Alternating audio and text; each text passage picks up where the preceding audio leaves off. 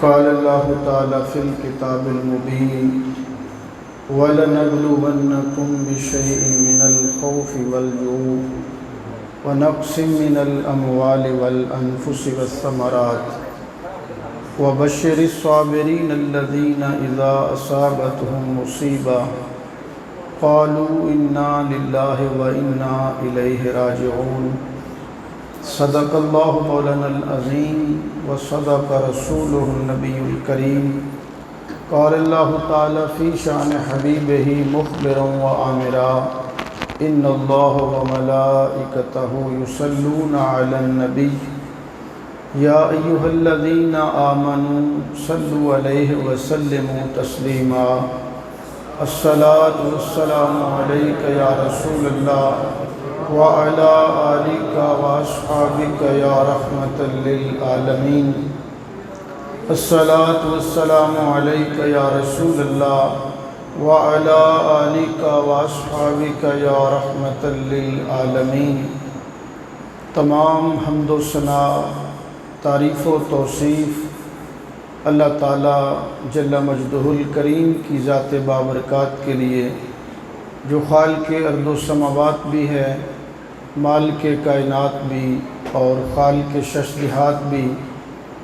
اللہ جل وعلا کی حمد و ثنا کے بعد اللہ کے پیارے، امت کے سہارے، رب کے محبوب، دانائے غیوب، مالک رکاب امم، فخر آدم و بنی آدم، سید انس و جاں، سیاہ لامکاں، تتمہ دوراں، سرخیل زہرہ جمالاں، نیر تاباں، سرنشین مہوشاں، جلوہ صبح ازل، نور ذات لم یزل، نیر بطحا، رازدار ما اوحا، شاہد ما طغا، صاحب علم نشرہ، معصوم آمنہ، احمد مجتبیٰ، جناب حضرت محمد مصطفیٰ صلی اللہ علیہ وآلہ وسلم کے دربار در بار گہر بار میں بصد عز و نیاز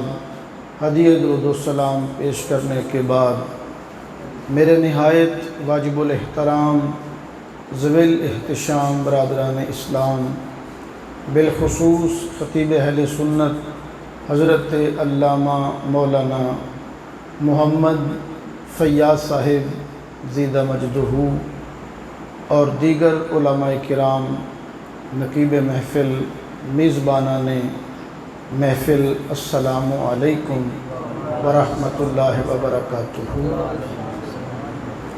خالق کائنات نے اپنے محبوب صلی اللہ علیہ وآلہ وسلم کو کائنات کی ہر خوبی عطا فرما رکھی تھی۔ اللہ جل مجدہ نے قرآن مجید کے اندر 4 انعامات کا ذکر کیا ہے۔ انعم اللہ علیہم من النبیین والصدیقین والشہداء والصالحین۔ انعام یافتہ لوگ وہ ہیں کہ جنہیں شریعت کے پیروکاروں کو جن کا ساتھ اللہ نصیب کرے گا وہ انبیاء کرام ہیں اور اصدقاء ہیں، شہداء ہیں اور اولیاء ہیں۔ خالق کائنات نے یہ 4 خوبیاں بدرجہ اتم اپنے محبوب کو عطا فرمائی تھیں، بلکہ اللہ نے ہر خوبی حضور کے صدقے پوری کائنات کو عطا فرمائی ہیں۔ جس طرح کہ شیخ سعدی فرماتے ہیں کہ تو اصل وجود آمدی از نخست، دیگر ہر چے موجود شد فرع تست۔ وہ کہتے ہیں کہ حضور آپ پوری کائنات کی اصل ہیں، کائنات میں جو کچھ بھی ہے وہ تمہارے صدقے سے ہے۔ اس نے یوسف دم عیسیٰ ید بیضہ داری، آنچ خوباں ہمہ دارن تو تنہا داری۔ اللہ نے اپنے محبوب کو حضرت یوسف کا حسن، حضرت موسیٰ کا ید بیضہ اور عیسیٰ علیہ السلام کی پھونک، ہر خوبی مالک نے اپنے محبوب کو عطا فرمائی تھی۔ من جملہ خوبیوں میں سے ایک خوبی ہے شہادت۔ شہادت کی دو قسمیں ہیں، شہادت جہری اور شہادت سری۔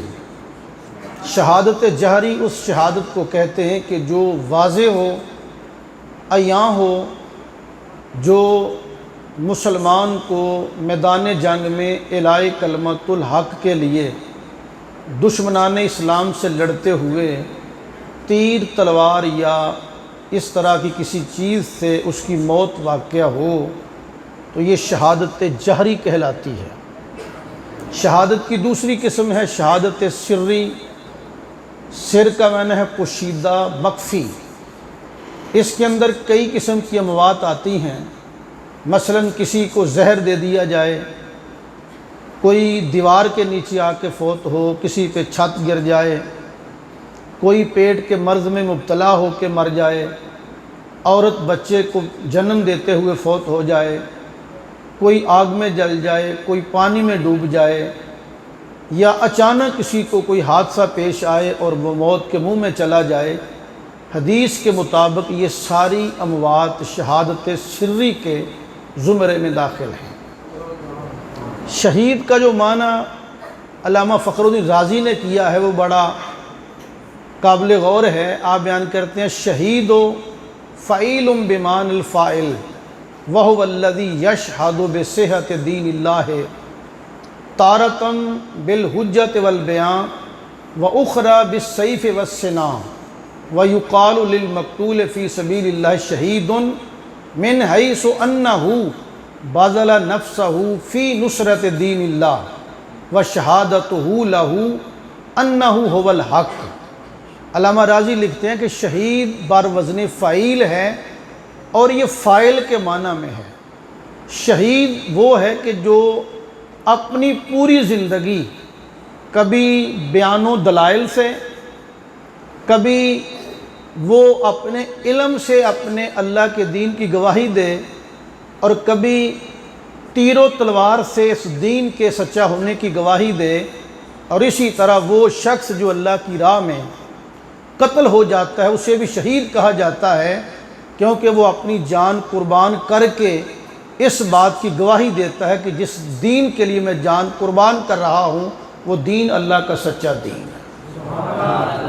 اور علامہ راضی لکھتے ہیں کہ وہ گواہی دیتا کہ یہ دین اللہ کا سچا دین ہے، وَشَهَادَتُهُ لَهُ أَنَّهُ هُوَ الْحَقِّ، کہ جس دین کے لیے میں قربانی دے رہا ہوں یہ دین دین حق ہے۔ شہادت کی دو قسمیں ہیں، شہادت جہری اور شہادت سری۔ آقا کریم علیہ الصلوۃ والسلام کو مالک نے دونوں شہادتوں کی حقیقت عطا فرمائی تھی، لیکن ان کا ظہور نہیں ہوا تھا۔ اس کی وجہ کیا تھی؟ اگرچہ سارے اسباب شہادت جہری حضور پہ پورے ہوئے، آقا علیہ الصلوۃ والسلام پر شہادت سری کا سبب بھی عمل میں آتا ہے، لیکن نہ شہادت جہری ظاہری طور پہ اس کا ظہور نظر آتا ہے، نہ شہادت سری کا۔ شہادت جہری کے اندر پتھر کا لگنا، نیزے یا تیر کا لگنا، یہ آقا علیہ الصلوۃ والسلام کو یہ سارے اسباب لاحق ہوئے۔ میدان احد کے اندر آقا کریم کو پتھر لگا، ابن کمیہ نے پتھر مارا، آقا کریم کے خود کی کڑیاں رخسار مبارک میں پیوست ہوئیں، دندان مبارک کے کنگرے شہید ہوئے، خون نکلا۔ میدان احد کے علاوہ وادی طائف کے اندر آقا کریم کو اتنے پتھر مارے گئے کہ بدن نازنین سے لہو نکلتا ہے، نالین تار ہوتے ہیں۔ وجہ یہ بنی کہ روح کیوں نہ نکلی؟ اس کی وجہ یہ تھی کہ اگر روح نکل جاتی تو اللہ کا جو وعدہ تھا واللہ یعصمک من الناس، اللہ نے وعدہ کر رکھا تھا کہ محبوب اللہ نے تجھے لوگوں سے بچایا ہے، اللہ تمہیں لوگوں سے بچا کر رکھے گا۔ اگر حضور کی روح نکل جاتی، اللہ کا جو وعدہ تھا عصمت کا وہ غلط ہو جاتا۔ کئی مواقع آئے آقا کریم پہ حملہ ہوا، حملے ہوئے جان لیوا، جس طرح کہ حضور کو یہودیوں نے پرا میں بلایا تو نیچے حضور تشریف فرما تھی، اوپر سے انہوں نے بہت بڑا پتھر लुढ़का दिया। पुश्त की जानब पहाड़ था, पहाड़ के ऊपर से उन्होंने पत्थर नीचे फेंका ताकि पत्थर हुजूर पे गिरे माज़अल्लाह और हुजूर शहीद हो जाएं। तो खालिक़ कायनात ने अपनी कुदरत कामिला के तहत अपने महबूब को मुत्तला भी कर दिया था और पत्थर को मालिक ने वहीं रोक दिया था। बहुत बड़ी चट्टान थी, अगर वो नीचे आ गिरती तो पता नहीं कितनी जानें ज़ाया कर देती। अल्लाह खालिक़ कायनात ने, अल्लाह जल्ला मजदहू ने अपने महबूब अलैहिस्सलातु वस्सलाम को शहादत जहरी से बचा के इसलिए रखा, ये हुजूर का खासा था। वरना कुरान में आता है यक़्तुलून नबिय्यीन बग़ैरिल हक़, बनी इसराइल नबियों को कत्ल करते रहे। नबी सुबह ऐलान नबूवत करता, नबी कत्ल कर दिया जाता। नबी शाम को ऐलान नबूवत करता, उसे भी कत्ल कर दिया जाता। गालिबन 70,000 अंबिया किराम बनी इसराइल में कत्ल होते हैं। लेकिन अल्लाह जल्ला मजदहू ने अपने महबूब से वादा कर रखा था कि महबूब कोई बंदा तेरा बाल भी बांका नहीं कर सकेगा, कोई तुझे जानी तौर पे नुकसान नहीं पहुंचाएगा। आका करीम सल्लल्लाहु अलैहि वसल्लम पर इसलिए शहादत जहरी का जो ज़ुहूर था वो नज़र नहीं आता। उसकी वजह ये थी कि मालिक ने महबूब को बचा के रखने का खुद वादा फरमाया था। शहादत की दूसरी किस्म है शहादत सिर्री। सिर का मैंने पोशीदा और मख्फी। आका करीम सल्लल्लाहु अलैहि वसल्लम जब जंग खैबर में तशरीफ़ लेके गए तो वहाँ पे एक औरत थी जिसका नाम था ज़ैनब बिनते हारिस। उस बदबख्त ने बकरी की दस्ती को सारी रात जहर में भूना, उसे भून के पका के अगले दिन आका करीम अलैहिस्सलाम के सामने बकरी की दस्ती रख दी। साथ सहाबी बैठे थे, बिशर बिन बरा बिन मारूर रदी अल्लाह ताला अन्हु, वो भी साथ बैठ के खाना तनावुल फरमा रहे थे। मैं कुर्बान जाऊँ हुजूर के उसवे हसना पे। पिछले दिनों इंडियन आर्मी की खबर सोशल मीडिया पे चली थी। इंडियन आर्मी के अंदर यूनिटी नहीं, इत्तेहाद नहीं। इंडियन आर्मी के अंदर तबकाती सिस्टम है। फ़ौजी अफीसर अपने आप को आला समझते हैं और छोटे फ़ौजी को वो अदना समझते हैं। ब्राह्मण, शूदर और वेश का बड़ा आपस में फ़र्क है। ब्राह्मण ज़ात का हिंदू शूदर के साथ बैठना गवारा नहीं करता। इसी तरह इंडिया की फ़ौज के अंदर जो बड़ा अफीसर है वो जूनियर के साथ हाथ में लाना गवारा नहीं करता, उसके साथ बैठ के खाना खाना गवारा नहीं करता। इसलिए उस फ़ौज के अंदर यूनिटी नहीं, इत्तेहाद नहीं, मरने का जज्बा नहीं। इंडियन फ़ौजी दूसरे को धक्का देते हैं, तू जाके आगे मर। उनके अंदर इत्तेहाद इसलिए नहीं कि वो सीनियर जूनियर के साथ बैठ के खाना खाना गवारा नहीं करता। हमारा अफीसर फ़ौज, पाकिस्तान फ़ौज का अफीसर, चाहे वो लेफ्टिनेंट कर्नल या जनरल क्यों नहीं, आर्मी चीफ क्यों नहीं, वो भी ईद के मौका पे बॉर्डर पे जाके हमारा आर्मी चीफ जूनियर फ़ौजियों के साथ ईद सेलिब्रेट इसलिए करता है, उनके साथ खाना बैठ के इसलिए खाता है कि हमारे आका ने अपने ग़ुलामों के साथ बैठ के खाना तनावुल फरमाया। हुजूर खाना खा रहे हैं, तनावुल फरमा रहे हैं, सहाबी भी साथ बैठ के खाना तनावुल कर रहे हैं। आका अलैहिस्सलातु वस्सलाम ने एक गोश्त का टुकड़ा बोटी मुंह में रखी तो बोटी बोल के अर्ज़ करती, आका मुझे ना खाना, मुझे जहर लगाया गया। गोश्त कह रहा है कि मुझे तनावुल ना करना। आज अगर कोई बंदा समझे कि नबी को गैब होता तो नबी गोश्त की बोटी मुंह में क्यों डालता, तो मैं कहता हूँ तेरी सोच का ज़ाविया तुझे मुबारक है, मेरी सोच का ज़ाविया मुझे मुबारक है। तुझे इल्मे गैब की नफ़ी नज़र आ रही है, मुझे तो यहाँ भी शान बढ़ती नज़र आती है कि तू ज़िंदा बकरी की बोली नहीं जान सकता, मेरा मोहम्मद बुनी हुई बोटी की बोली जान रहा है।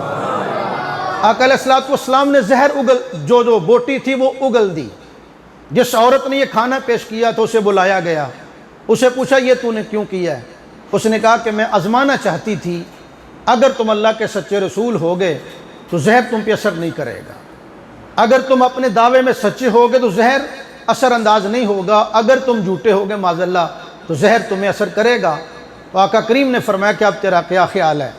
उसने कहा मुझे पता चल गया तुम अल्लाह के सच्चे रसूल हो।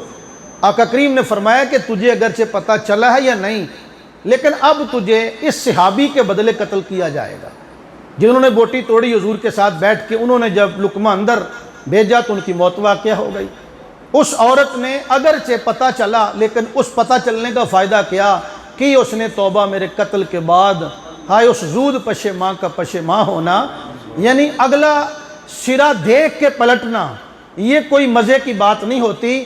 مزہ یہ ہے کہ بغیر موجودہ مانگے بندہ ابو بکر صدیق کی طرح کلمہ پڑھ کے محمد کا غلام بن جائے۔ اس عورت کو قتل کر دیا گیا قصاصاً، صحابی کے بدلے۔ آقا علیہ الصلوۃ والسلام کو زہر دیا گیا جو شہادت سری کا سب سے بڑا سبب ہے، وہ بھی آقا علیہ الصلوۃ والسلام کے اوپر وارد ہوتا ہے۔ روح مبارک نہیں نکلتی، لیکن حدیث میں آتا ہے کہ جب آقا علیہ الصلوۃ والسلام کی عمر 63 برس پوری ہو گئی، اللہ نے اختیار دیا کہ محبوب اب تمہاری مرضی، دنیا میں رہنا چاہتے ہو تو ہم قیامت تک تمہیں دنیا میں رکھیں گے، اگر ہمارے پاس آنا چاہتے ہو تو وہ ہمارے پاس واپس آ جاؤ۔ بخاری شریف میں حدیث موجود ہے، آقا کریم نے خطبہ دیتے ایک دن فرمایا، اللہ نے ایک بندے کو اختیار دیا ہے کہ چاہے وہ اللہ کے پاس واپس آ جائے، چاہے وہ دنیا میں رہے۔ آقا کریم علیہ السلام نے اپنا نام واضح نہیں فرمایا۔ ابو بکر صدیق رضی اللہ تعالیٰ عنہ نے سنا، آپ زارو کتار رونے لگ گئے۔ ابو سعید خدری بیان کرتے ہیں کہ ہم سوچ رہے تھے کہ یہ شیخ، یہ بوڑھا شخص کیوں روتا ہے، آقا کریم نے پتہ نہیں کس کی بات کی ہے، یہ کیوں روتے ہیں؟ بعد میں پوچھا ابو بکر تم کیوں رو رہے ہو؟ تو آپ نے فرمایا میرے ساتھیو، جس بندے کا حضور ذکر کر رہے تھے نا، یہ حضور آپ خود ہیں، ہم سے حضور بچھڑنے والے ہیں۔ جب حضور کی طبی عمر مبارک پوری ہوئی، آقا کریم علیہ الصلوۃ والسلام کا جب آخری وقت تھا تو سیدہ عائشہ صدیقہ کی گود میں حضور کا سر انور تھا۔ یہ سیدہ عائشہ صدیقہ کی شان ہے کہ آخری وقت جب حضور نے حضرت عائشہ صدیقہ کے بھائی کے ہاتھوں مسواک دیکھی ان کے ہاتھ میں، آقا کریم کا جی چاہا کہ میں مسواک کروں، حضور نے حکم کیا، عائشہ صدیقہ نے ان سے مسواک پکڑی۔ پھر حضرت عائشہ صدیقہ کو کریم آقا نے فرمایا کہ مجھے ذرا یہ مسواک نرم کر کے دو، تو حضرت عائشہ صدیقہ نے مسواک نرم کر کے حضور کو پیش کی۔ آخری وقت جس ہستی کا لعاب دہن حضور کے لعاب دہن سے ملا ہے، یہ حضرت عائشہ صدیقہ رضی اللہ تعالیٰ عنہ۔ اور حضرت عائشہ صدیقہ وہ ہستی ہیں کہ جب وہ پانی پیا کرتی تھی تو حضور فرمایا کرتے تھے، عائشہ بتاؤ تم نے کہاں منہ رکھ کے پانی پیا ہے؟ تو جہاں حضرت عائشہ صدیقہ نے لب رکھ کے پانی پیا ہوتا تھا، آقا کریم وہاں لب مبارک رکھ کر پانی نوش فرمایا کرتے تھے۔ آج حضرت عائشہ صدیقہ کوئی عظمت نہیں بیان کرتا تو ام المومنین کسی کے ذکر کی محتاج بھی نہیں، جن کی شان میں اللہ نے قرآن کی 17 آیتیں نازل فرما دی ہیں، جن کا رشتہ مالک نے خود طے فرمایا ہے، اور جن کی حجرہ انور کے اندر میرے آقا کا روزہ مبارک بنتا ہے۔ 70,000 فرشتہ صبح آتا ہے سلامی پیش کرنے کے لیے، 70,000 شام کو آتا ہے سلامی پیش کرنے کے لیے۔ قیامت تو آ سکتی ہے، لیکن جو ایک مرتبہ دربار رسول میں فرشتہ سلام کرنے آ جاتا ہے، دوبارہ اس کی باری نہیں آتی۔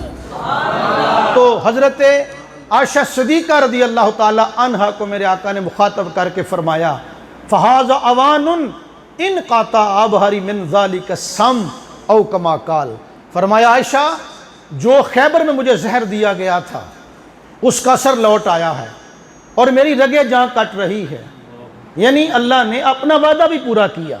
واللہ یعصمک من الناس، اس وقت زہر کو اثر انداز نہیں ہونے دیا، طائف کے اندر پتھر لگے، روح مبارک نہیں نکلنے دی، احد میں زخم آئے، آقا کریم کی روح مبارک پرواز نہیں کرتی۔ کیوں؟ اس لیے کہ اگر ہو جاتا تو وعدہ خدا بندی میں فرق آ جاتا۔ مالک نے اپنا وعدہ بھی وفا کیا۔ پھر جب عمر مبارک پوری ہو گئی، اختیار رسول کے مطابق جب روح کے پرواز کا وقت آیا تو مالک نے اسی زہر کو لٹایا جو خیبر میں دیا گیا تھا، اور اللہ جل مجدہ نے اپنے محبوب کو شہادت سری کا اعزاز بھی عطا فرما دیا۔ لیکن اس کا ظہور کہاں جا کے ہوتا ہے؟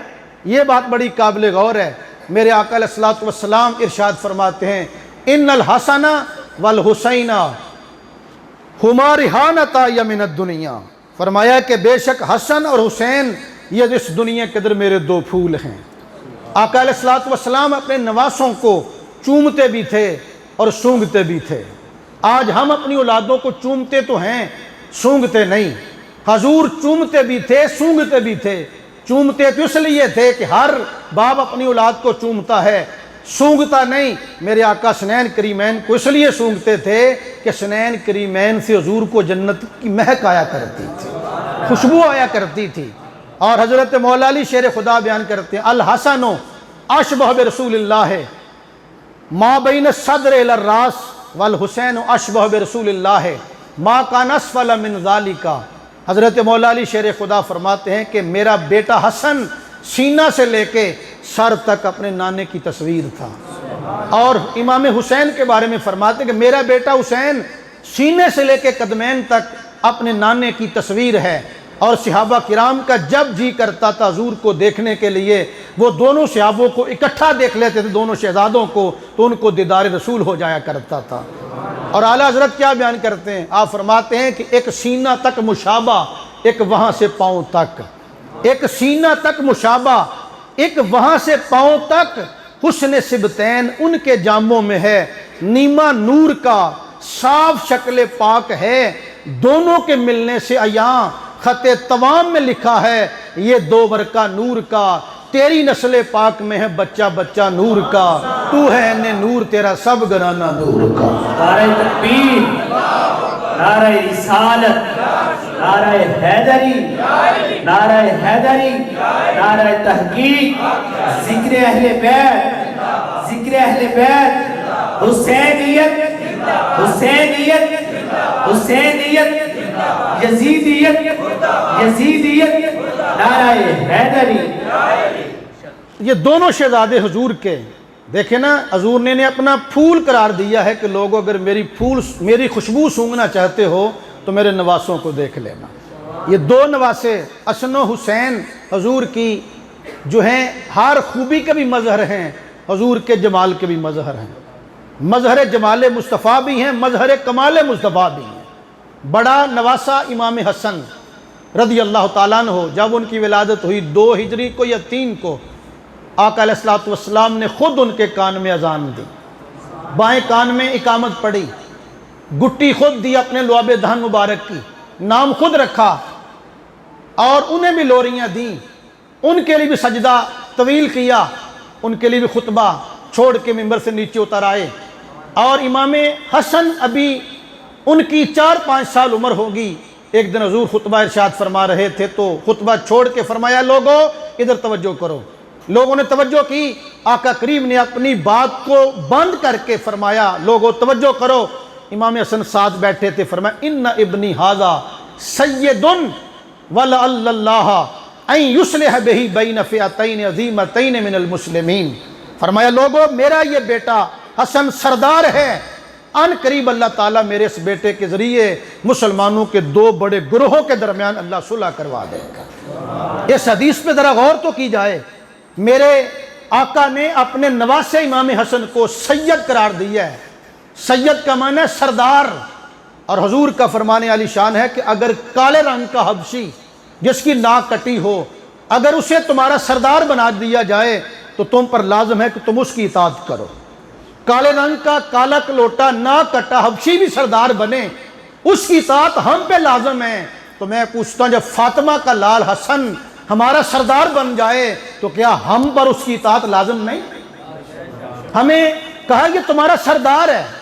آگے ذرا غور کرنا، دوسرا فرمایا وَلَعَلَّ اللَّهَ أَن يُصْلِحَ بِهِ، اللہ تبارک و تعالیٰ میرے اس بیٹے کے ذریعے اللہ تعالیٰ صلح کروا دے گا مسلمانوں کے 2 بڑے گروہوں کے مابین۔ اب صلح کرائے گا کون؟ اللہ، اور سبب کون بنے گا؟ امام حسن۔ صلح کہاں کی جائے گی؟ 2 مسلمانوں کے بڑے گروہوں میں۔ پتہ چلا حضرت امیر معاویہ مولا علی لڑے تھے، اگرچہ غلطی حضرت امیر معاویہ کی اجتہادی غلطی تھی، لیکن اللہ کے نبی نے جب کہا ہے کہ میرا امیر معاویہ علی سے لڑ کر بھی کافر نہیں ہوگا، دائرہ اسلام سے خارج نہیں ہوگا، دونوں گروہ آپس میں لڑ کر بھی مسلمان رہیں گے، تمہیں کوئی حق نہیں پہنچتا کہ تم بعد میں آگے کسی پر کفر کا فتویٰ لگا دو۔ دونوں کو حضور نے مسلمان قرار دیا ہے، اور بڑی سادہ سی مثال ہے، میں کہتا ہوں کہ بحیثیت صحابی دونوں برابر ہیں، جس طرح لا نفرق بین احد من رسلہ کے تحت حضور بھی اور عیسیٰ برابر ہیں، میرے آقا اور موسیٰ برابر ہیں، شان میں برابر نہیں، شان دیکھے تو میرے آقا امام الانبیاء ہیں، لیکن بحیثیت نبی 1,24,000 نبی برابر ہیں، 313 رسول برابر ہیں۔ اس اصول کو پیش نظر رکھو، بحیثیت صحابی امیر معاویہ اور مولا علی برابر ہیں، شان اگرچہ حضرت علی کی زیادہ ہے، لیکن بحیثیت صحابی دونوں برابر ہیں. اگر ماں اور باپ لڑ پڑیں، شان اگرچہ باپ کی زیادہ ہے، حق خدمت ماں کا زیادہ ہے، لیکن جو فرما بردار بیٹا ہے اس کا حق بنتا ہے کہ اماں کی سائیڈ لیتے ہوئے ابا کو گالیاں نہ دے، یا ابا کی سائیڈ لیتے ہوئے والدہ کو گالیاں نہ دے. وہی فرما بردار بیٹا ہے جو ماں کا بھی ادب کرے اور باپ کا بھی ادب کرے، اور وہی مسلمان فرما بردار ہے جو مولا علی کا بھی ادب کرے، امیر معاویہ کا بھی ادب کرے.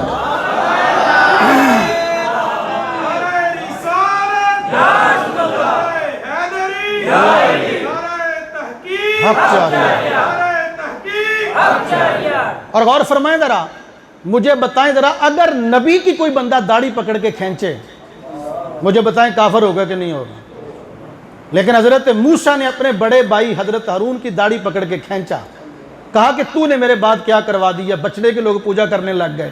حضرت موسیٰ کہتے ہیں میری ماں جائے مجھے لوگوں کے سامنے رسوا نہ کر، میں تو روکتا رہا تھا، قوم میری کب سنتی تھی. تو حضرت موسیٰ کی جگہ اگر کوئی غیر نبی ہوتا تو حضرت ہارون کی داڑھی پکڑنے کے سبب کافر ہو جاتا کہ نہ ہو جاتا. لیکن داڑھی پکڑنے والا بھی نبی ہے، جس کی پکڑی گی وہ بھی نبی ہے. موسیٰ کی نبوت پہ کوئی فرق نہیں آتا. حضرت امیر معاویہ بھی صحابی ہیں، حضرت علی بھی صحابی ہیں، دونوں لڑ پڑے ہیں تو کفر نہیں ہو گیا. اگر خدا نخواستہ حضرت امیر معاویہ نبی کے مقابلے میں آتے تو کافر ہو کے رہ جاتے. ہم کہتے ہیں ذرا دیکھ لیا کرو رسول کیا ہے. اور میں یہ اعلان کرتا ہوں 1500 سال پہلے نبی کے نواسے اور علی کے لال نے جس امیر معاویہ سے صلح کر لی تھی، اہل سنت و جماعت کی آج اس امیر معاویہ صلح ہو گئی. اور وہ طبقہ تو بڑا ہی بد نصیب ہے نا کہ جو سردار بھی حسن کو مانے اور پھر حسن کی جو ہے اطاعت بھی نہ کرے. تو پتا چلا ایک تو امام حسن کا انکار کرتے ہیں، دوسرا کہ صلح کروانے والا اللہ ہے. لَعَلَّ اللَّهَ أَن يُصْلِحَ بِهِ، اللہ صلح کروائے گا. جو آج بھی امیر معاویہ اور علی کو لڑاتے ہیں ممبروں پہ اسٹیجوں پر، پتا چلا ان کا اللہ کے حکم پر بھی یقین کوئی نہیں، اللہ کا حکم بھی نہیں مانتے. تو اس حدیث میں کئی چیزیں ثابت ہیں. تو میں بات کو آگے چلاتا ہوں. امام حسن کے فیصلے پر ہم متفق ہیں، آپ پہ سے ہم راضی ہیں. اور آپ کا واقعہ سنے آپ کی روح تازہ ہو جائے گی. حضرت امام حسن کی عمر تقریباً لڑکپن کی عمر تھی، ابھی جوانی کا عالم تھا. حضرت علی کا دور حکومت تھا. لوگوں نے ایک بندے کو پکڑا ہوا ہے، اس کے ہاتھ میں چھری ہے، تازہ خون بہہ رہا ہے، کپڑے خون سے رنگین ہیں. لوگوں نے آ کے کہا تھوڑی کو کم ہو سکتی ہے حضرت جی، تھوڑی کو ذرا کم کر دیں، بیس بڑھا دیں، مائک کی آواز لیول پہ لیں، صرف ہی کو کم کریں. ایک بار آپ کہیں ذرا سبحان اللہ. نعرہ تکبیر، نعرہ رسالت، یا رسول اللہ، نعرہ حیدری، نعرہ تحقیق، صدق کا تاجدار، صدق کا تاجدار، صدق کا تاجدار، صدق کا تاجدار، صدق کا تاجدار، نعرہ حیدری، نعرہ تحقیق، حسینیت، حسینیت، یزیدیت. حضرات توجہ فرمائیں، غور فرمائیں، اللہ آپ کو سلامت رکھے. امام حسن کی عمر لڑکپن کی تھی تو حضرت مولا علی شیر خدا کا دور حکومت تھا. کچھ لوگوں نے ایک بندے کو پکڑا ہوا ہے، اس کے ہاتھ میں چھری ہے، تازہ خون کے قطرے ٹپک رہے ہیں، کپڑے اس کے خون سے تار بتر ہیں. لوگوں نے کہا حضور اس بندے نے قتل کیا. اس بندے سے حضرت مولا علی شیر خدا نے پوچھا بھی تو نے قتل کیا؟ عرض کیجیے ہاں میں نے قتل کر دی ہے. حضرت مولا علی شیر خدا کا دربار لگا ہوا ہے، آپ اس کو قتل کرنے لگے. قتل کے بدلے میں اس کو جب قتل کرنے لگے تو اسی مجمع میں سے ایک بندے نے ہاتھ کھڑا کیا، کہا حضور اس کو قتل کرنے سے پہلے میری بھی ذرا بات سن لو، میری بھی بات گزارش سن لو. حضرت مولا علی شیر خدا نے فرمایا ہاں بولو. مجمع سارا ہم تنگوش ہو گیا. اس نے کہا کہ حضور یہ جو لاش ملی ہے اس کا قاتل میں ہوں، جس کے ہاتھ میں چھری ہے یہ قاتل نہیں، قاتل میں ہوں.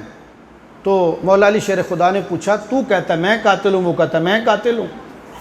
آپ نے فرمایا پہلے تو بتا کہ تو نے قتل کیا ہے تو کس طرح کیا ہے. اس نے کہا کہ یہ بندہ مسافر ہے، میں غریب ہوں، دولت کے تمے میں نے اس بندے کو قتل کر کے دولت لوٹ لی ہے، میں قاتل ہوں، مجھے پکڑیں اور مجھے سزا دیں، یہ بندہ بے گناہ ہے. اسے پوچھا کہ تیرے ہاتھ میں چھری ہے، خون تیرے کپڑوں کو لگا ہوا ہے، تو وجہ کیا ہے؟ آثار سارے تیرے اندر موجود ہیں. یہ کہتا ہے میں قاتل ہوں. اس نے کہا حضور بات یہ ہے کہ میں پاس ہی بکرا ذبح کر رہا تھا اور بکرے کا میں گوشت تیار کر رہا تھا کہ اچانک مجھے پیشاب کی حاجت ہوئی، تو میں پیشاب کے لیے میں جھاڑیوں کے قریب گیا، تو جب وہاں سے میں پیشاب کر کے نکلا تو میں نے دیکھا کہ باہر میدان میں لاش پڑی ہے، لوگ جمع، لوگوں نے مجھے دیکھا کہ میرے ہاتھ میں چھری ہے، تو انہوں نے سوچا کہ یہی بندہ قاتل ہے، تو میں اگر اتنے لوگوں کی موجودگی میں انکار کرتا بھی تو میری کون سنتا، میں نے مجبوراً ڈر کے مارے اقبال جرم کر لیا ہے، قاتل اصل میں میں نہیں ہوں۔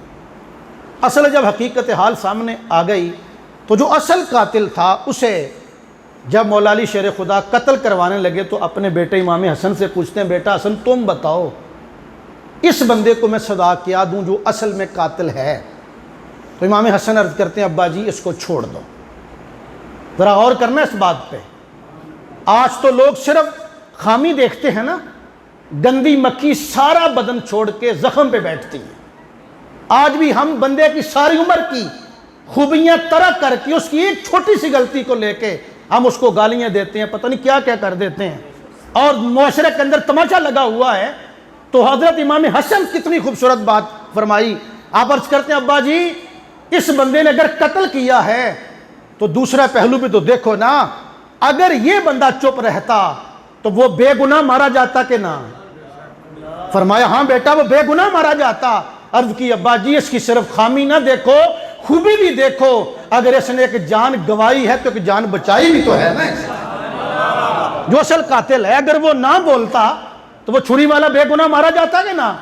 تو امام حسن نے جب یہ فیصلہ کیا تو حضرت مولا علی شیر خدا فرماتا، واہ میرے بیٹے، میں صدقے جاؤں تو نے کمال کر دیا، جا میرے بیٹے تیرے فیصلے کو میں بھی قبول کرتا ہوں۔